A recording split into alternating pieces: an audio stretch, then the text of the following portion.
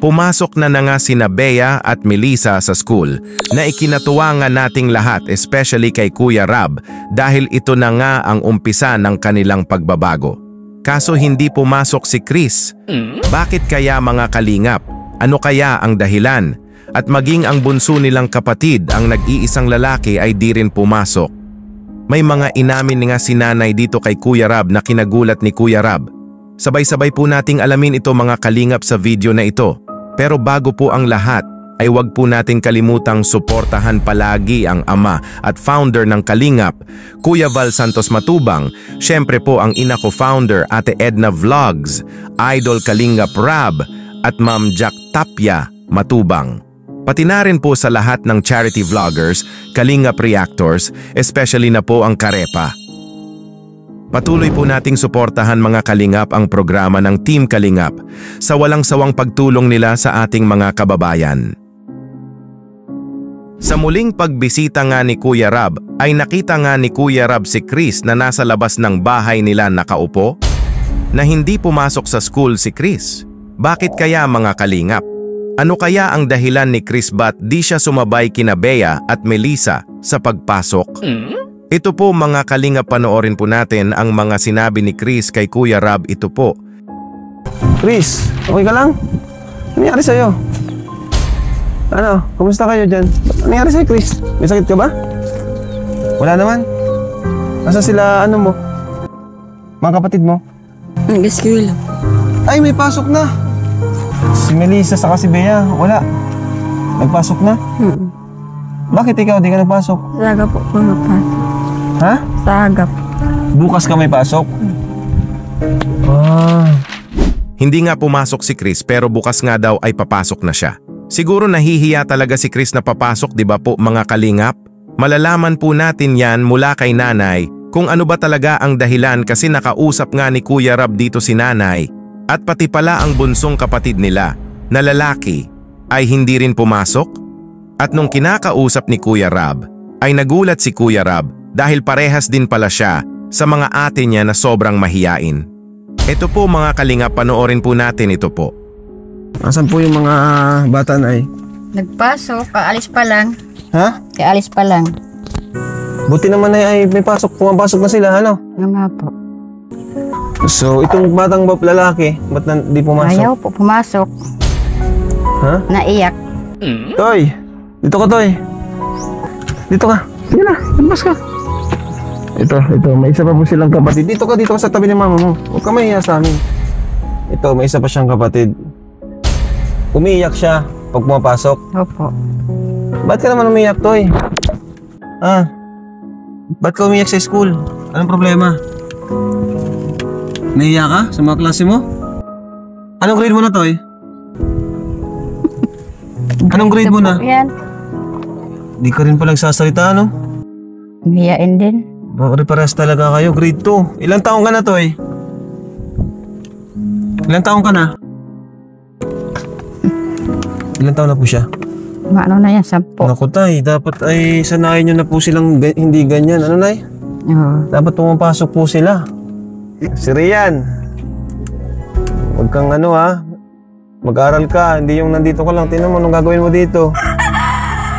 Mga kaklase mo, ano na? Mag-graduate na ng elementary, ikaw grade 2 ka pa lang. Pero Nay, wag mong hayaan na hindi sila pumasok, ano? Dapat palagi sila, ipaalam nyo sa kanila ang kahalagahan po ng pag-aaral. Ano? Bigyan nyo po sila ng ano, turuan nyo po sila kung paano mangarap. Diba? Kailangan ng mag-aral para maabot yung mga pangarap.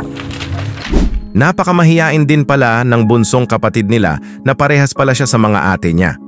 Sabi nga dito ni Kuya Rab kay nanay na dapat sanayin sila na hindi sila ganito na sobrang mahiyain. Dapat po nila na pumasok para sa kinabukasan nila. Sabi nga din ni Kuya Rab kay nanay na turuan nito ang mga anak niya kung paano mangarap, na kailangan mag-aral para maabot ang pangarap. Na pagdating ng panahon ay mabago ang buhay nila, na hindi lang palagi na nasa bundok sila, maranasan ang kaginhawaan sa buhay. Andito na nga ang Team Kalingap na handang tulungan sila, kaya sana wag sayangin ang blessings na dumating na may mga taong handang tulungan sila para mabago ang buhay nila. Sobrang hirap nga ng kalagayan nila nanay dati nung di pa sila natulungan nila Kuya Rab, kaya nahihinto sa pag-aaral ang mga anak niya na wala po talaga silang kakayanan na pagpaaralin ang mga anak niya. Panoorin po natin itong sinabi ni nanay kay Kuya Rab, mga kalingap ito po. Pero ngayon taon lang po sila magpapatuloy sa pag-aaral, ano, Nay? Ngayon taon lang po, ano? Opo. Sa tulong po ng Team Kalingap, ano, Nay? Kaya makakapag-aaral sila ulit. Bakit nga po di sila nakapag-aaral dati? Dahil din sa kakulangan? Opo, kakulangan po kasi mahirap lang po kami. Kasi po itong dalawa si Chris, nahirapan pumasok kasi po nahiya pa sa school. Nahiya? Ito si Chris, nahiya siya? Pero si Chris yung magaling sa amin makipag-usap, ha? Ano po? Natutuwa ngayong dalawa kasi maganda daw yung may pinag-aralan. Oh, buti naman na ano nila yun, no? Nagsisi nga, sabi nga ng dalawa, sana daw noon pinatuloy nilang pagpasok. Sabi ko, kasalanan ninyo yan. Kaya di na daw sila maka-absent. Buti naman. Buti naman at may mga realization naman sila pala. Ano? Siguro nung nagpunta rin kami na, no, nakita nila yung kahalagahan ng pag-aaral. Ano, Nay? Yun po. Blessings po talaga sa buhay nila nanay ang Team Kalingap na handang tulungan sila mabago ang buhay nila.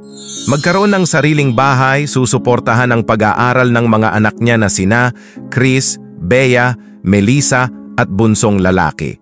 Kailangan lang nila na wag na mahiya para matupad ang pinapangarap nila at nag-uumpisa nga ito sa pag-aaral. Kaya sina Bea at Melissa ay pumasok na nga. Nasabi pa nga ni nanay na sobrang natutuwa nga daw sila na muli silang nakapag-aral, na nagsisisi pa nga daw sila dahil hindi nila pinapatuloy dati ang pag-aaral na na-realize nga nila ngayon na mahalaga po talaga ang pag-aaral dahil sa pagtatyaga nila Kuya Rab ng Key Boys kay Kuya Val at team niya ay nagbunga na ang lahat na unti-unti na ang pagbabago ng magkakapatid. Especially kay Bea at Melissa na pumasok na sa school, na sobrang kinatuwa ni Kuya Rab na di po talaga maipaliwanag ang saya na nararamdaman ni Kuya Rab nang makita niya na suot-suot na nila Bea at Melissa ang bag na binili niya. So ngayon yung unang araw nyo? Bea? Ay, nagpansok kayo ngayon? Ikaw, bukas ay pasok pa kayo? So okay naman? Maganda naman yung first day? Masaya? Melissa? Okay naman yung first day nyo? So, masaya ka at nakakapag-aral ka na ngayon? Yun. So, masaya din kami. Kung masaya kayo, mas masaya kami kasi tinutuloy nyo na yung pag-aaral nyo, no? Medyo dileman kayo sa pag-aaral pero huwag na kayong titigil kasi di baling mahuli, ang importante makatapos. Tama, Bea? Yun. And nakwento rin sa akin ni nanay na sabi nila, nagsisisi nga daw kayo kasi tumigil kayo. So sana ngayon, wag na kayong titigil. Ano? Titigil ka ba ya? Hindi. Ikaw, Melissa, titigil ka? Ayun. Oh, ang layo pa na. Nilalakad nyo lang yan? Nilalakad mo? Ang layo nun ah. Grabe. Melissa, ang layo nun. Nilalakad nyo lang? Wala bang tricycle dito? Wala. Grabe, no? Dahil dyan, nakita namin ang inyong dedikasyon sa pag-aaral. Kayong dalawa, tuloy-tuloy nyo lang yan. So, Bea, anong gusto mong sabihin sa amin, sa Team Kalingap? Thank you po. Ayan. Ikaw, anong gusto mong sabihin, Melissa, sa Team Kalingap? Thank you po. Ayan. Ano po ang masasabi niyo mga kalingap na nakita na natin sina Bea at Melissa na muli nang nag-aaral? Sana tuloy na ito mga kalingap, di ba po? At si Chris nga ay papasok na nga din bukas. At sana ang bunsong kapatid din nila ay pumasok na din dahil andyan ang Team Kalingap na handa silang tulungan. Mag-comment lang po kayo mga kalingap ha kung ano po ang mga opinyon nyo para malaman ko din po. Hanggang sa muli, maraming salamat po.